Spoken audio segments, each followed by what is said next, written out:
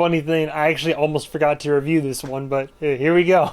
Hi, are you here for the meeting? Well, come on. No! Some call me the Dark One, others the Lord of Death. To most, I am Dracula. Okay, obviously we're dealing with a little bit more than just narcissism here.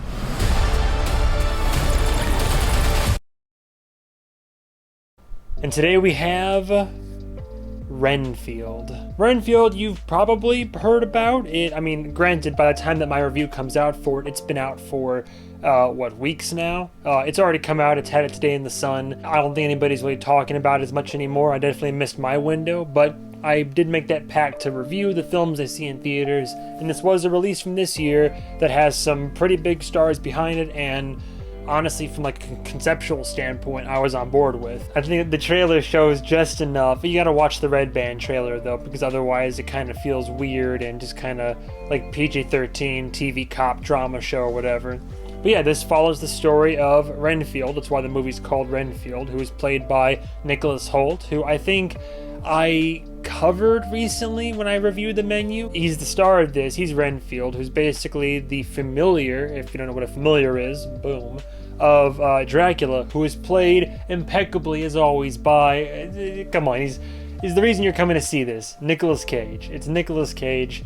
I've made it no secret through all the films that I've reviewed. I think the last time that I covered him specifically might have been Color Out of Space, which was a minute ago. No, there's got to be something sooner than that. No, Pig. Pig is probably the most recent I covered him on, I think. But I unironically love Nicolas Cage. Nick Cage. A little bit of the Cage rage. No, Unbearable Weight of Massive Talent. That was the last time that I covered him. But I love the man. A lot of people don't take him too seriously because there's some films where he goes a little bit cuckoo banana. But I've also seen him when he's in more serious films as well. I mean, I've seen him in comedy, drama, sci-fi, horror.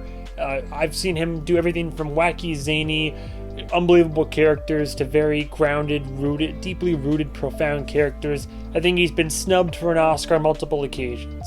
And this is just basically him reprising his role of Vampire's Kiss, which I did finally see Vampire's Kiss for the first time just after seeing this film, so I can see where a lot of the vampiric inspiration came from. But yeah, those are our stars. There's some other ones I'll point out in a moment, but those are our two main stars leading this. Director is a Chris McKay.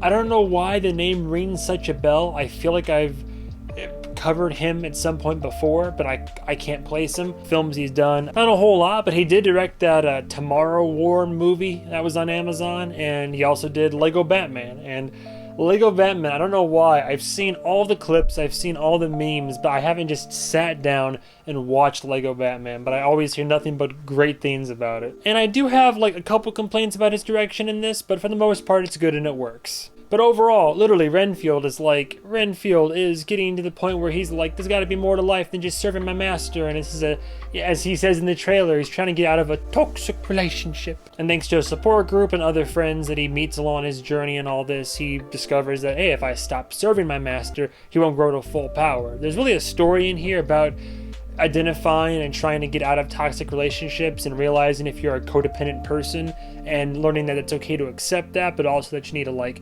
move on with your life and figure out how to best help yourself and others. And so that's cool. But yeah, that's his whole premise here, is to get out under Dracula's thumb. And of course, Nick Cage plays the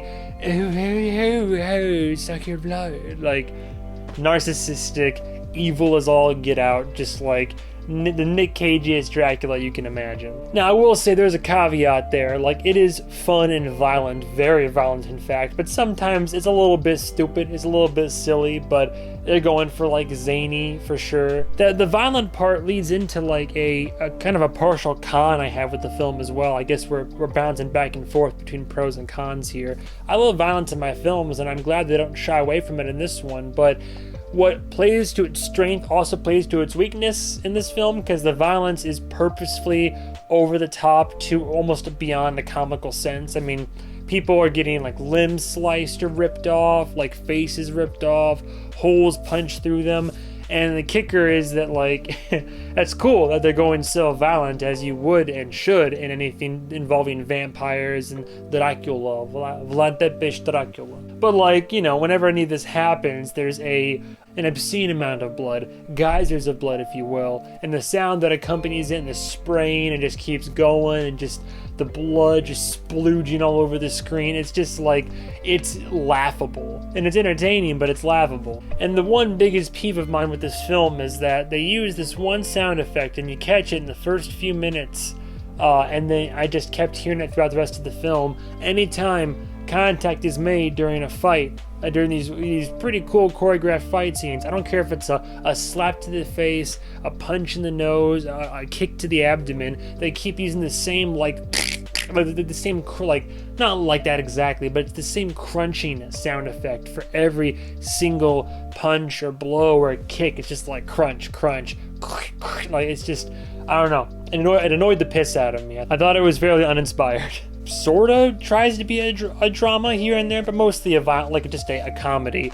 And for the most part, like 2/3 of the comedy in this film works really well. It's funny whenever you have Nicholas Hoult and Nick Cage on screen. It's pretty funny whenever you have Awkwafina involved with characters, sure. It's hilarious whenever, as it turns out, surprise, Ben Schwartz is involved in this. It's hilarious whenever he's involved, and it's even more hilarious whenever it's Nick Cage, of course, because Nick Cage is Nick Cage. It's easy to go with this trope, in my opinion. If you want to make your film like big in Hollywood but have a wide appeal, studios often keep it PG-13, and then if you want to get super violent and dark, you could do something like, you know, Evil Dead Rise or Cocaine Bear, which I think is super violent, but still, like, you know, for the sake of the thematic material involved, it's like grounded violence. But then you have something like this, where it feels like, the best term that I can think of for this is manufactured violence, where I'm watching it, and as I'm seeing these violent acts carried out on screen, I just know that it's like violence for the sake of violence, and it's like, oh, what type of like PG-13 crowd would be expecting this type of R-rated stuff to have?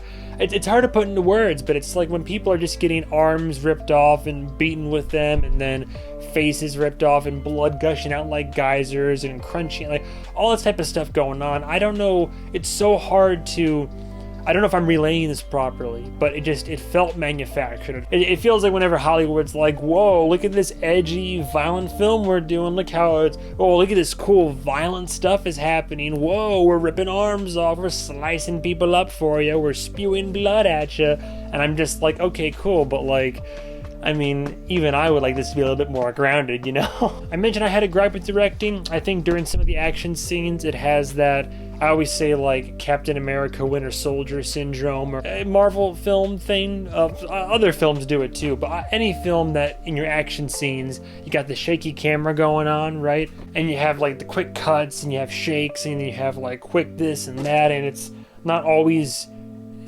easy to tell what's going on, and like I would love to see what's going on screen.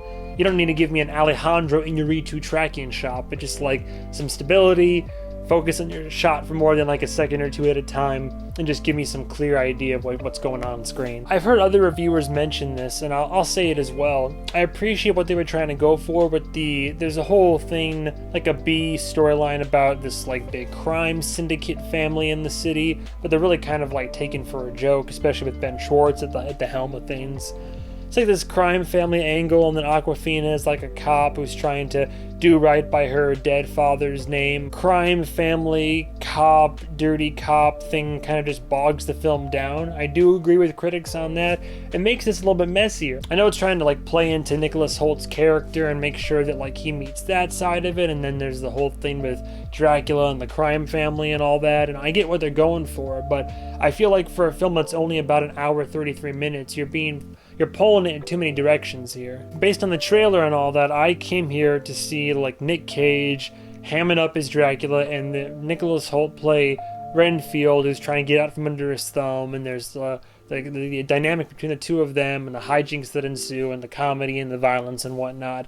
And I just felt like sometimes the narrative gets a tad bit derailed here or there. Overall, I mean, I ended up seeing it twice in theaters, funny enough, because I had some friends who were gonna go see it and I wanted to feed off their reactions, being an empath, I suppose. And since they were big, like, you know, witchy people, Dracula, vampire-loving people, I thought that I would be able to feed off their reaction to this, because the crowd I saw it with on the Thursday it came out was the frozen food section, aside from two girls that were fangirling over Nicholas Hoult. But overall, I had a good time. I had a really good time in parts, in fact. I think it's a flawed film, and I think that it really needs to lean into its strengths, and it doesn't do that 100% of the time, but for the most part, I think it was fun, violent, enjoyable. It's a decent watch. It doesn't take up a whole lot of your time. It's only an hour and a half. Go see it in theater? Sure, why not? It's a fun little theater watch, but I get more like streaming it at home with friends vibes than anything else, but maybe that's just me. I would give Renfield probably a low 4 out of 5.